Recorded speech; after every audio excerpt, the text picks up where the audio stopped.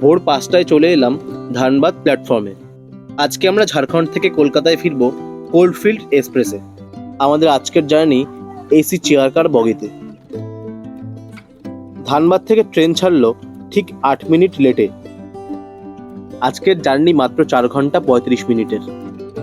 এখনও ট্রেনের রিজার্ভেশন সিটগুলো ম্যাক্সিমাম ফাঁকা। শর্ট ডিস্টেন্সে জার্নি করার জন্য এসি চেয়ার কার বগিগুলো বেশ কমফোর্টেবল।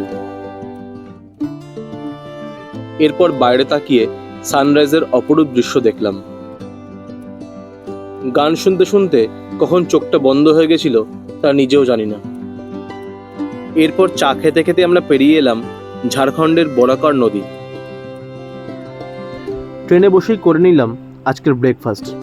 আর আমাদের ট্রেন হাওড়া পৌঁছালো নির্দিষ্ট টাইম থেকে ঠিক 11 মিনিট লেটে। Subscribe for more videos, stay connected.